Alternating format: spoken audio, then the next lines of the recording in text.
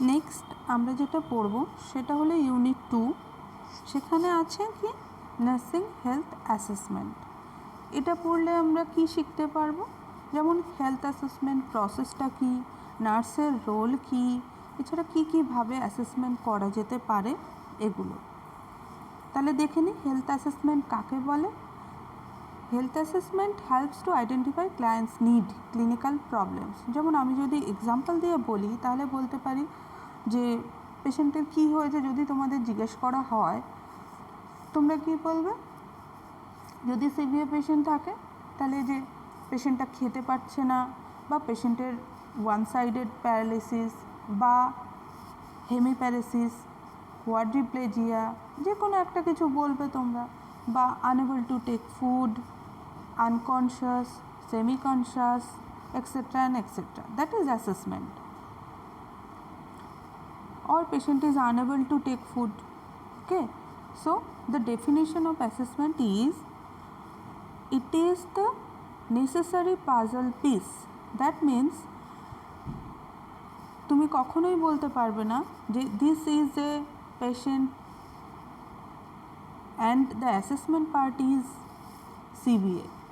You should take or should tell the teacher or to report to the authority that the patient is suffering from hemiplegia or hypertension or hypoglycemia or hyperglycemia, etc.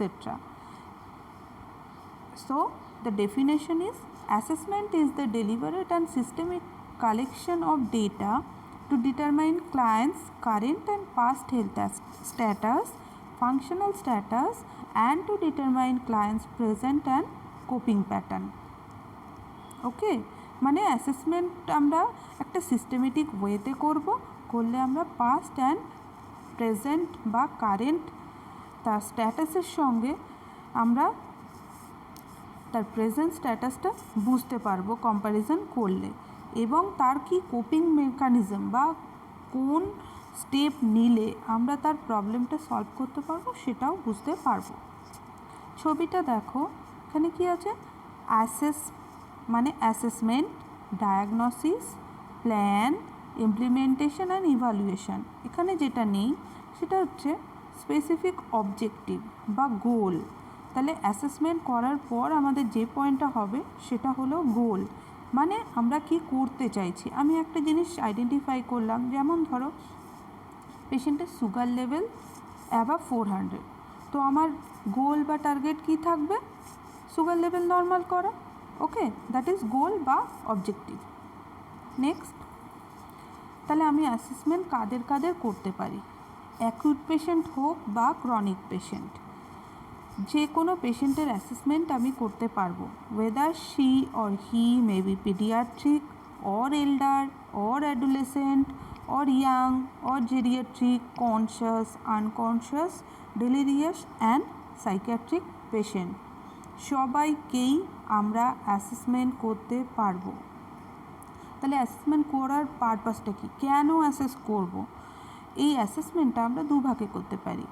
It should be in subjective data or objective data. তোমরা first ইয়ারে পড়েছো কিছুটা subjective data কাকে বলে বা objective data কাকে বলে।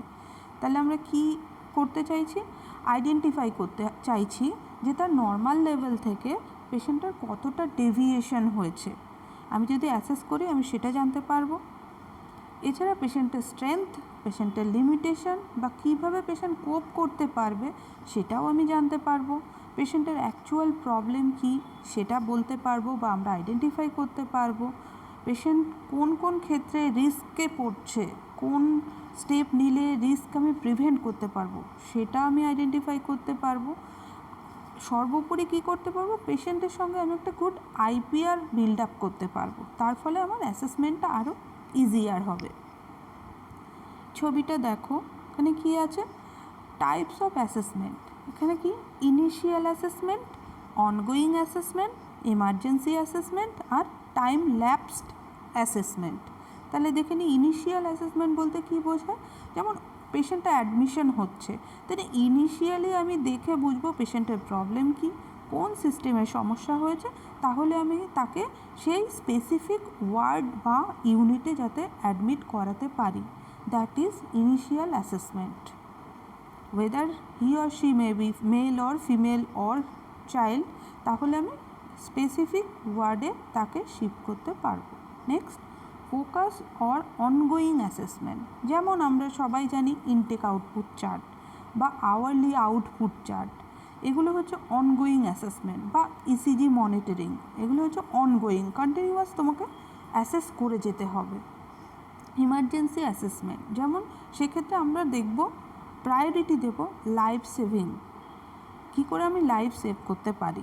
তার মধ্যে এক্সাম্পল কি, ABC assessment in cardiac arrest. সেক্ষেত্রে কি হচ্ছে, আমি আর কিছু না দেখে শুধু এয়ারওয়ে ব্রিদিং সার্কুলেশন দেখে তার সার্কুলেশন আর এয়ারওয়ে ক্লিয়ার রাখার চেষ্টা করব, যাতে আগে তার কার্ডিও পালমোনারি সার্কুলেশন স্টার্ট হয়ে যায়। That is emergency assessment. Time lapsed assessment, এক্ষেত্রে কি, পেশেন্ট ছুটিতে বাড়ি গেছে, জাস্ট তার ফলো আপ করা, যে ওকে আছে কি না, বা কোনো এক্সারসাইজ তাকে করতে বলা হয়েছে সেটা সে কন্টিনিউ করছে কি না, বা ইনসুলিন নিয়ে বাড়ি গেছে তাহলে সেটা সে নিতে পারছে কি না, সেটা রেগুলার বেসিসে খোঁজ নেওয়া। That is time lapsed assessment. Ongoing assessment, ongoing মানে কন্টিনিউয়াস একটা চলতে থাকছে। যেমন ধরো কন্টিনিউয়াস বলতে কি, আওয়ারলি তো হয় না, মোটামুটি যেমন পেন অ্যাসেসমেন্ট, তুমি তোমার শিফটে গিয়ে পেন দেখলে, নেক্সট ইভিনিংয়ে তুমি হ্যান্ডওভার দিলে, আবার ইভিনিংয়ে একবার করলে, এছাড়াও দেখা গেল তোমার শিফটেই দুবার আবার চেক করতে হলো, পেন কমছেই না, তাহলে দ্যাট ইজ অনগোয়িং অ্যাসেসমেন্ট। মানে প্রবলেমটা কন্টিনিউয়াস আছে, তুমি সেটাকেই বারবার করে অ্যাসেস করছো। এটা ফিভারের ক্ষেত্রেও হতে পারে, 104, 105 টেম্পারেচার, তুমি স্পঞ্জিং দিয়েছো, পাইউরেটিক্স দিয়েছো, কিন্তু ফিভার কমছে না, তুমি আবারও অ্যাসেস করলে, দ্যাট ইজ অনগোয়িং অ্যাসেসমেন্ট। তাহলে এবার দেখে নিই অ্যাসেসমেন্টের কী কী মেথড আছে। তাহলে প্রাইমারি মেথড কি, অবজারভিং মানে চোখে দেখা, ইন্টারভিউ নেওয়া, এক্সামিং মানে এক্সাম করা, আর নেক্সট অবজারভিংয়ের মধ্যে কী কী পড়ছে, যেমন আমার সেন্স দিয়ে আমি ফিল করব, তাহলে আমার ম্যাক্সিমাম সেন্সেস কি, vision, hearing, smell and touch. এভাবে আমি কি দেখলাম, জাস্ট চোখে দেখা, ফিল করা, টাচ করা। অনেক সময় আমরা দেখি, তোমরা ওয়ার্ডে যে কটা দিন পেয়েছো সুযোগ, অনেক সময় নিশ্চয়ই কিছু না কিছু অবজার্ভ করেছো, দেখেছো, দেখে বন্ধুকে বলেছো বা কারোর সাথে শেয়ার করেছো, শুধু চোখে দেখে, দ্যাট ইজ অবজার্ভিং। বা কোনো গন্ধ পাচ্ছ, গিয়ে সিস্টারকে বলা, সিস্টার এখানে এই গন্ধ বেরোচ্ছে, দ্যাট ইজ অবজার্ভিং। ইন্টারভিউইং মানে তুমি পেশেন্টের সাথে বা তার বাড়ির লোকের কাছ থেকে ইনফরমেশন নিচ্ছ। সেটা কোন ক্ষেত্রে হতে পারে, হিস্ট্রি নেওয়ার সময়, যেটা তোমরা করেছো, ডায়েরি লিখেছো, দ্যাট ইজ হিস্ট্রি টেকিং। সেটা কি করে হতে পারে, ডাইরেক্টিভ হতে পারে, নন ডাইরেক্টিভও হতে পারে। তুমি রিপোর্ট থেকে নিতে পারো, এছাড়া কি তুমি ডিরেক্ট তাকে জিজ্ঞেস করেও ইন্টারভিউ করতে পারো। এক্সামিনিং মানে এক্সাম করা, পরীক্ষা করা। সেটা কিভাবে করা যেতে পারবে, দেখো স্টেথোস্কোপ সবার আছে, এটা বাড়িতে সবাই প্র্যাকটিস করবে। অসকালটেশন কি করে হচ্ছে, ফার্স্ট ইন্সপেকশন মানে তুমি খালি চোখে পেশেন্টের দিকে তাকালে, যে জায়গায় পেশেন্ট সমস্যা বলছে বা প্রবলেম, সেই জায়গাটাকে তুমি আগে ভালো করে চোখ দিয়ে ইন্সপেক্ট করো, দেখো স্কিন বা সেই যে স্পেসিফিক স্পেস, সেখানে কিছু র্যাশ, রেডনেস, পেন, সোয়েলিং কিছু আছে কি না। নেক্সট প্যালপেশন মানে টাচ করে তোমাকে প্যালপেট করতে হবে।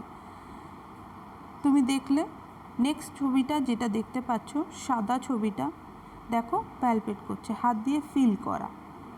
নেক্সট পারকাশন মানে ট্যাপ করা, দুটো হাত রেখে সাপোর্ট দিয়ে আরেকটা হাত দিয়ে ট্যাপ করা। আর অসকালটেশন মানে কানে শোনা।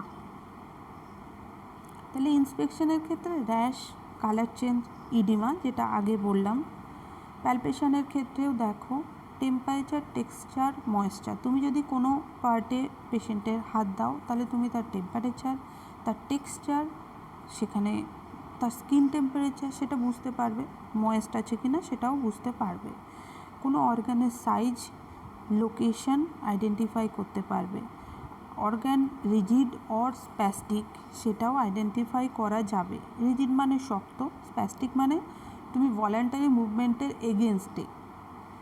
ক্রেপিটেশন অর ভাইব্রেশন মানে অনেক সময় হয় তোমরা যখন অর্থোপেডিক পড়বে, হাড় অনেক সময় আমরা ভেঙে গেলে সেখানে যদি আমি হাত দিয়ে ফিল করার চেষ্টা করি তো একটা অদ্ভুত ফিলিংস আসে, দ্যাট ইজ ক্রেপিটেশন। বা হাত দিলে অনেক সময় পেশেন্ট কাঁপে, সেটা আমরা ফিল করতে পারি, দ্যাট ইজ ভাইব্রেশন।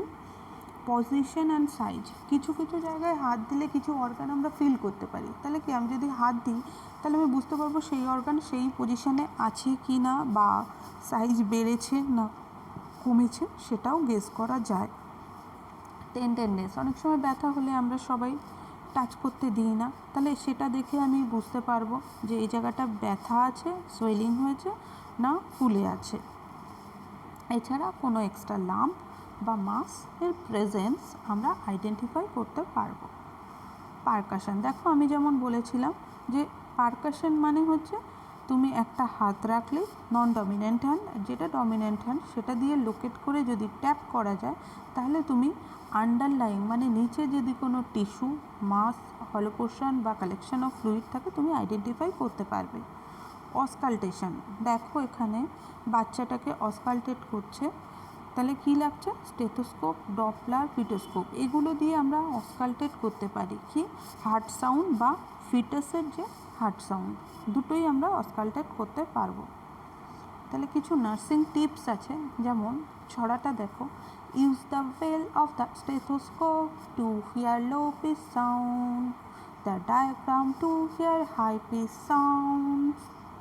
তাহলে কি আমরা বেলটা দিয়ে স্টেথোর, অনেকে দেখবে যারা কিনেছো কারো কারো হয়তো বেলটা আছে, সেটা দিয়ে আমরা লো পিচ সাউন্ডটা শুনতে পাই।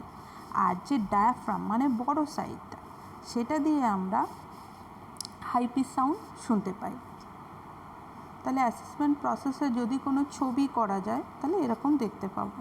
কী হচ্ছে ডেটা কালেকশান, সেটাকে তুমি যা যা ইনফরমেশান পেলে সেটাকে কালেক্ট করে এনে অর্গানাইজ করতে হবে। ও আচ্ছা এটাতে এই বলেছিল, ও এই বলেছিল, এবার তুমি তো সেটাকে একটা অর্গানাইজ ওয়েতে প্রেজেন্ট করবে। তো সেক্ষেত্রে কী হচ্ছে, তুমি যত ইনফরমেশান পেয়েছো সেটাকে এবার সুন্দর করে সাজাতে হবে, দ্যাট ইজ অর্গানাইজ করতে হবে। নেক্সট, এবার ভ্যালিডেটিং মানে সে তোমাকে বললো জ্বর এসেছে, কিন্তু তুমি টেম্পারেচার শিটে দেখলে কোনো ডকুমেন্টেশন নেই, তো সেটা তোমাকে ভ্যালিডেট করাতে হবে। তাহলে গিয়ে স্টাফকে বা সিস্টার আর যে আছে তাকে জিজ্ঞেস করা বা বাড়ির লোককে জিজ্ঞেস করা, তোমাকে সেটা এভাবে ভ্যালিডেট করে নিতে হবে। নেক্সট তুমি এবার ডকুমেন্ট করতে পারবে। তার মানে যেমন এক্সাম্পল, পেশেন্ট বললো আমার খুব জ্বরে কাঁপছি, তুমি সোজা গেলে থার্মোমিটারটা আনলে, এনে টেম্পারেচারটা দেখলে নর্মাল টেম্পারেচার, তাহলে কি হলো, তুমি ভ্যালিডেট করে কী পেলে, নর্মাল টেম্পারেচার। আর যদি দেখো যে না পাইরেক্সিয়া আছে বা হাইপার পাইরেক্সিয়া আছে, তাহলে সেটা তুমি ডকুমেন্ট করবে, সেটা তোমার অ্যাসেসমেন্ট রিপোর্ট হলো। ডেটা কালেকশান, তাহলে ডেটা কালেকশান করতে গেলে আমাকে কী কী করতে হবে, ডেটাটার সোর্স আমরা জানি প্রাইমারি বা সেকেন্ডারি। তাহলে প্রাইমারি সোর্স কারা, ডিরেক্ট পেশেন্ট, যে ফেস করছে সমস্যা বা প্রবলেম সেই হচ্ছে প্রাইমারি সোর্স। পেশেন্ট যদি অ্যালার্ট ওরিয়েন্টেড থাকে তাহলে মোস্ট রিলায়েবল সোর্স। এছাড়া যারা এজেড, মেন্টালি ডিটোরিয়েশন, সিরিয়াসলি ইল, তাহলে তাদের ক্ষেত্রে কী হবে, তাহলে আমি রিলায়েবল সোর্স কাদেরকে ধরবো, যদি কনসিয়াস না হয়, যদি বাড়ির লোক সাথে থাকে তাদেরকে আমরা তখন সোর্স হিসাবে ধরব। সেকেন্ডারি সোর্স বলতে কি, family member, blood reports, diagnostic report, এছাড়া আদার্স যারা পেশেন্টের সঙ্গে, পেশেন্টের আশেপাশে আছে তাদের কাছ থেকেও আমরা ইনফরমেশান নিতে পারি বা ডেটা কালেক্ট করতে পারি। তাহলে সাবজেক্টিভ ডেটার মধ্যে আমার কী কী পড়ছে, সাবজেক্টিভ মানে সিমটমস, তাহলে এখানে যেমন নশিয়া, পেন, ফেটিগ, ইচিং, এগুলো উই কান্ট ফিল, তাহলে পেশেন্ট কমপ্লেন করলো আমার এই এই সমস্যা হচ্ছে, তাহলে সেখানে আমি অবজেক্টিভ ডেটায় গিয়ে কী করতে পারি, পেন স্কেল দিতে পারি। এছাড়া কোনো অ্যাক্টিভিটি করতে বলে আমি প্রুভ করতে পারি যে কতটা তার সমস্যা হচ্ছে।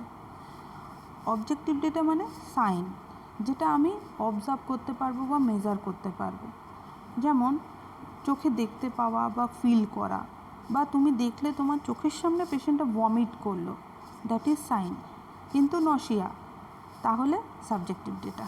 ডিসকালারেশন অফ পেন, পেন হচ্ছে বলছে, কিন্তু তুমি যখন টাচ করতে গেলে তাহলে কী ফিল করলে, পেশেন্ট এক্সপ্রেশনে বুঝতে পারবে, ফেশিয়াল গ্রিমেসিং বা তার শাউটিং বা তার যে বডি পশ্চার দেখে তুমি বুঝতে পারবে যে পেশেন্টের পেন আছে, তাহলে আমি পেন স্কেলে মেজার করে বলে দেবো, পেন অবজেক্টিভ ডেটা হয়ে গেল তখন। এছাড়া পেন অ্যাসেসমেন্টের কিছু টিপস আছে, সেটা কি PQRST। অনসেট, কেউ বললো আমার পেন হচ্ছে, তাহলে কি বলবো, কখন থেকে ব্যথা হচ্ছে, কোথায় ব্যথা হচ্ছে, সেটা আস্তে আস্তে হচ্ছে না আস্তে আস্তে বাড়ছে, না একই লেভেলে পেনটা রয়ে গেছে। প্রোভোক্স, P=প্রোভোক্স।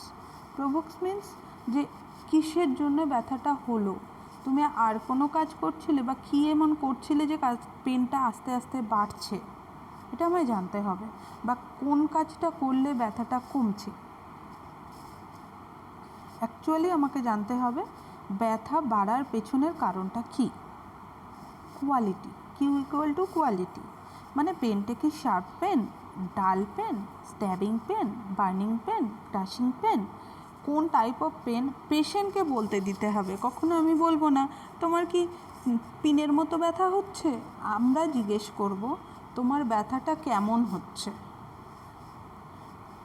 আর ফর রেডিয়েটস, ব্যথা যদি হয়ে থাকে সেই ব্যথা কোথায় রেডিয়েট করছে, মানে কোন জায়গা থেকে কোন জায়গায় যাচ্ছে, বা ব্যথাটা আর অন্য কোথাও হচ্ছে কি। সব সময় অ্যান্সার আমাদের নিতে হবে পেশেন্টের মুখ থেকে যেটা বেরোবে সেই রিপোর্টিংটা আমাদেরকে নিতে হবে। কখনোই আমরা বলে দেব না তোমার কি এই সমস্যা হচ্ছে, আমরা জিজ্ঞেস করব তোমার কি সমস্যা হচ্ছে, পেশেন্ট বলবে আমার এই প্রবলেম হচ্ছে। S for severity, severity means যেমন পেন স্কেলে 1 to 10, that is severity, 0 to 3 mild, 4 to 7 moderate, above 7 severe. এবার তোমরা বুঝতেই পারছো কোন গ্রুপে কে পড়বে, পেশেন্টের ডিক্লারেশন ওয়াইজ হবে। T=টাইম, কখন পেন স্টার্ট হয়েছে, কখন পেন কমেছে, বা কতক্ষণ ধরে পেন হচ্ছে সেটা। এবার আমাকে কী করতে হবে, ডেটাটাকে অর্গানাইজ করতে হবে, যেটা ফার্স্ট বললাম, অর্গানাইজ করলে তুমি একটা জায়গায় গোছাতে হবে আর ভ্যালিডেট করতে হবে। তাহলে সাবজেক্টিভ ডেটা পেলে সেগুলোকে সবসময় আমার প্রুভ করার জন্য এক্সামিন করতে হবে। Documentation is very much important and significant, তাহলে সেক্ষেত্রে আমি কী করব, অ্যাকিউরেট ডকুমেন্টেশনের জন্যে আমাকে ক্লায়েন্টের হেলথ স্ট্যাটাস দেখতে হবে। যেমন ধরো কোনো পেশেন্টের ব্রেকফাস্ট খেয়েছে, আমি তাহলে কীভাবে রিপোর্টিংটা করব যে পেশেন্ট হ্যাড ব্রেকফাস্ট, নো, আমি কী করব, টোটাল ইন্টারপ্রিটেশনটা লিখব। যেমন পেশেন্ট ব্রেকফাস্টে 2 পিস ব্রেড টোস্ট, একটা ডিম, 1 কাপ কফি নিয়েছে, তাহলে আমি এখানে বুঝলাম পেশেন্টের অ্যাপেটাইট গুড। রিপোর্টিং, তাহলে কখন রিপোর্ট করব আমরা, তাহলে প্রত্যেক পেশেন্টের ক্ষেত্রে তার ডিজিজ কন্ডিশন, তার এক্সটেন্ট অফ দ্য ডিজিজ বা সাইকোলজিক্যাল আপসেট কোনটা আমার রিপোর্ট করা দরকার সেটা আমাকে জানতে হবে বা বুঝতে হবে। একজন নার্সের স্কিল কী কী দরকার হেলথ অ্যাসেসমেন্ট করার ক্ষেত্রে। কগনিটিভ স্কিল মানে থিঙ্কিং প্রসেস তার থাকতে হবে, যে এই পেশেন্টের আমি এই সিচুয়েশান দেখলাম বা এই কন্ডিশন দেখছি, তাহলে এর কি সমস্যা হতে পারে সেটা বোঝার স্কিল থাকতে হবে। ক্রিটিক্যাল থিঙ্কিং, কেন এমন হলো, কী কারণে হয়েছে, কখন থেকে হচ্ছে সেটা বোঝার ক্ষমতা দরকার। Clinical decision making, use knowledge and experience, তাহলে কি যদি আমি না বুঝতে পারি তাহলে আমার যদি সিনিয়র থাকে বা আশেপাশে যদি আরও আমার কলিগ থাকে তার সঙ্গে কনসাল্ট করতে হবে, আরও পড়াশুনো করতে হবে। প্রবলেম সলভিং স্কিল, আমি আইডেন্টিফাই করলাম যে একটা সিভিয়ার পেশেন্ট বা আনকনশিয়াস পেশেন্ট বেডে আছে, পেশেন্ট পড়ে যেতে পারে, তাহলে কি আমি সলভ করব? আমি একটা রেলিং দিয়ে দিতে পারি যে না পেশেন্টটা পড়ে যেতে পারে। সাইকোমোটো স্কিল, এক্ষেত্রে আমাকে কাজ করতে হবে, এই দাও দাও না বলে যদি রেলিং পেশেন্টের বেডেই থাকে একটু তুলে দেওয়া, কাজ করতে হবে। এছাড়া ইন্টারপার্সোনাল স্কিল, সেক্ষেত্রে কি করতে হবে? পেশেন্টের সঙ্গে একটা গুড ট্রাস্ট বা মিউচুয়াল রেসপেক্টের কন্ডিশনে আসতে হবে, না হলে আমরা কখনো পেশেন্টের কাছে পৌঁছাতে পারবো না, আর অ্যাকচুয়াল অ্যাসেসমেন্টও আমাদের হবে না। এথিক্যাল স্কিল বলতে যে আমি যে রেলিংটা দিলাম সেটা যেন ফিক্স থাকে, সেটা যেন পড়ে না যায়, বা আমি লুজ করে জাস্ট দিতে হবে বলে দিয়ে চলে এলাম, এগুলো করা যাবে না। আমি যদি রেলিং দিয়ে থাকি সেটার জন্য রেসপন্সিবিলিটি আমার থাকবে। আচ্ছা, আমরা অনেকেই জানি মেডিকেল অ্যাসেসমেন্ট, নার্সিং অ্যাসেসমেন্ট একটু ডিফারেন্ট হয়। যেমন নার্সিং অ্যাসেসমেন্টেই তোমরা দেখেছো ডায়াগনোসিসের ক্ষেত্রে ওরা হাইপোগ্লাইসিমিয়া বা হাইপারগ্লাইসিমিয়া মেডিকেল টার্ম ইউজ করা হয়। সেক্ষেত্রে আমরা কি লিখি? Altered blood glucose level. তাহলে এখানে একটা ডিফারেন্স আছে। সেক্ষেত্রে কি হতে পারে যে অ্যাসেসমেন্ট হচ্ছে মেডিকেল প্র্যাকটিসের একটা পার্ট, কিন্তু আউটকাম ডিফারেন্ট। তাহলে দেখে নিই কি মেডিকেল অ্যাসেসমেন্টে কী হয়? Diagnosis and treatment. আর নার্সিং অ্যাসেসমেন্টে কী হচ্ছে? পেশেন্টের নিড বা অপটিমাম লেভেল অফ ওয়েলনেসটাকে হাইলাইট করা হয় বা রিচ করার চেষ্টা করা হয়। আমাদেরটা হচ্ছে নার্সিংয়ের ক্ষেত্রে হচ্ছে হলিস্টিক অ্যাপ্রোচ। সেখানে কি হচ্ছে? নার্সিং অ্যাসেসমেন্টের ক্ষেত্রে যে স্পেসিফিক প্রবলেমটা সলভ করার চেষ্টা করা হয়। যেমন একটা ডায়াবেটিক পেশেন্ট, তার সুগার কন্ট্রোল করার জন্য সে হসপিটালে এসেছে, তাহলে কি আমি গিয়ে দেখলাম হাইপোগ্লাইসিমিয়া, তাহলে আমি সেক্ষেত্রে তাকে ইমিডিয়েটলি 25% ডেক্সট্রোজ বা যদি কোনো কন্ট্রাইন্ডিকেশন না থাকে দিয়ে তাকে আমি সুগার লেভেল নর্মাল করতে পারি। কিন্তু যদি তার কন্ট্রাইন্ডিকেশন থাকে তাহলে আমাকে অন্য ব্যবস্থা নিতে হবে। আচ্ছা, আমরা কতদূর বলেছিলাম? নার্সিং অ্যাসেসমেন্ট হচ্ছে একটা হলিস্টিক অ্যাপ্রোচ। তাহলে যেন নার্সিং অ্যাসেসমেন্ট আর মেডিকেল অ্যাসেসমেন্ট বা মেডিকেল ডায়াগনোসিস এ দুটোর মধ্যে যেন কোনো রকম কন্ট্রাডিকশন না থাকে। আমার কাছে নার্সের ক্ষেত্রেও যদি হাইপোগ্লাইসিমিয়া হয়, অল্টার্ড ব্লাড গ্লুকোজ হয়, তাহলে সেটা মেডিকেল ডায়াগনোসিসেও যেন হাইপোগ্লাইসিমিয়া হয়, এটা আমাকে দেখতে হবে। ছবিটা দেখো, অ্যাসেসমেন্ট হচ্ছে একটা থিঙ্কিং, অ্যাসেসমেন্ট হচ্ছে feeling, assessment is doing, and assessment is being accountable and responsible for your practice. Next, nursing process. তোমরা ফার্স্ট ইয়ারে পড়েছো নার্সিং প্রসেস কাকে বলে। এটা একটা সিস্টেমেটিক মেথড যেটার মাধ্যমে ক্লায়েন্টকে কেয়ার দেওয়া হয়। তাহলে নার্সিং প্রসেসের পারপাসগুলো কী কী? যে হেলথ স্ট্যাটাস আইডেন্টিফাই করা, অ্যাকচুয়াল হেলথ স্ট্যাটাস কী বা পোটেনশিয়াল হেলথ কেয়ার প্রবলেমগুলো কী, এছাড়া কি তার নিড ফুলফিল করা, আর স্পেসিফিক নার্সিং ইন্টারভেনশন দেওয়া অ্যাকর্ডিং টু দেয়ার নিড। তাহলে নার্সিং প্রসেসের কম্পোনেন্ট আমরা মোটামুটি কী দেখতে পাচ্ছি? অ্যাসেসমেন্ট, গোল বা objective, diagnosis, planning, implementation, evaluation. Nursing প্রসেসের ক্যারেক্টারিস্টিকগুলো কী তাহলে? এটা একটা সাইক্লিক প্রসেস, আমরা ছবিটাতে দেখে নিয়েছি। ডায়নামিক ইন নেচার, আমরা কোনো স্পেসিফিক প্রবলেম দেখি না, হিউম্যান বিংটাকে টোটাল প্রবলেম হিসেবে আমরা আইডেন্টিফাই করার চেষ্টা করি, কেননা তার যদি যে কোনো সমস্যাই আমার প্রসেসিংয়ের মধ্যে আসতে পারে। ক্লায়েন্ট সেন্টার্ড, আমাদের প্রবলেমটা বা পেশেন্টের নিড সবসময় ক্লায়েন্ট বেসড হবে। প্রবলেমটাকে আমরা যেমন সলভ করি তেমনি ডিসিশন নিয়ে সেটাকে সলভ করার রেসপন্সিবিলিটি নিই। প্রবলেম হলে সলভ করতে হবেই, এটাই নার্সিং ফাংশন। এছাড়া ইন্টারপার্সোনাল আর কোলাবোরেটিভ স্টাইল, মানে পেশেন্টের যদি কোনো ইনভেস্টিগেশন থাকে বা যদি কোনো ব্লাড টেস্ট বা রিপোর্টের জন্যে আনার থাকে, তাহলে সেটাও যেমন আমরা ইনফরমেশন দিই বা রিপোর্ট কালেক্ট করার চেষ্টা করি। ইউনিভার্সাল অ্যাপ্লিকেবিলিটি, এখানে কোনো age, sex, caste, creed matter করে না, আমরা সবার জন্য সমান। Critical thinking and clinical reasoning আমাদেরকে ইউজ করতে হয় নার্সিং প্রসেসে। আগেই আমরা বলেছি what is critical thinking. According to NANDA diagnosis, nursing process বলছে clinical judgment concerning a human response to health condition or life processes or a vulnerability for that response by an individual, family, group or community. That is a definition of nursing diagnosis by Nanda. Nursing ডায়াগনোসিসের কিছু types আছে, সেগুলো কি দেখে নিই। Actual diagnosis বা যেটা client immediately face করছে, that is actual diagnosis. Sorry. Health promotion diagnosis, যেমন তার হেলথ কন্ডিশন ইমপ্রুভ করার জন্য যে ডায়াগনোসিস করি আমরা, that is health promotion diagnosis. Risk diagnosis মানে প্রবলেমটা বা সমস্যাটা ইন ফিউচার তার হতে পারে কিন্তু এখন এক্সিস্ট করে না, সেটা ডায়াগনোসিসকে বলছে রিস্ক নার্সিং ডায়াগনোসিস। নার্সিং ডায়াগনোসিসের তাহলে মোটামুটি 3টে পার্ট, তোমরা এটা ফার্স্ট ইয়ারেও পড়েছো, এখন একটু জেনে নাও। অ্যাকচুয়াল প্রবলেম বা ডেফিনেশন, ইটিওলজি অ্যান্ড ক্যারেক্টারিস্টিক্স।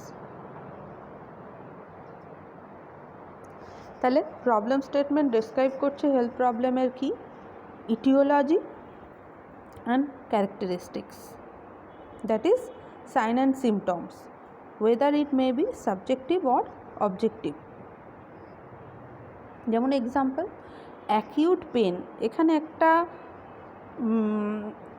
ভুল আছে, যেটা হচ্ছে অ্যাকিউট পেন, সেটা কোথায়, হাতে, পায়ে, গলায়, মাথায়, দ্যাট শুড বি স্পেসিফিক। এখানে যেহেতু বলছে অ্যাবডোমিনাল সার্জারি, তাহলে আমি এখানে কি লিখতে পারি, acute abdominal pain related to abdominal surgery as evidence by, that is etiology, patient discomfort and pain scale measurement, এটা কি অবজেক্টিভ ডেটা। তাহলে পেন স্কেল থেকে আমি বুঝতে পারবো পেশেন্টের পেন কতটা হচ্ছে। এখানে দেখো একটা ডিফারেন্স দেওয়া আছে, তোমরা একটু এটা নিজেরা পড়ে নাও।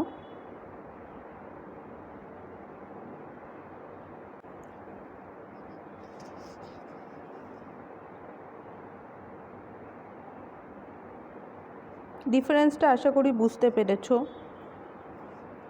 নার্সিং পার্সোনেল কি করবে, ইনএফেক্টিভ ব্রিদিং প্যাটার্ন, সেখানে মেডিকেল ডায়াগনোসিস বলছে অ্যাজমা। অ্যাক্টিভিটি ইনটলারেন্স, সেখানে কি বলছে সেরিব্রোভাস্কুলার অ্যাক্সিডেন্ট। এরকমভাবে ডিস্টার্ব বডি ইমেজ, সেখানে মেডিকেল ডায়াগনোসিস বলছে অ্যাম্পুটেশন। তাহলে আমাদেরকে লাইফকে কেয়ার করতে হবে। ওকে, থ্যাংক ইউ।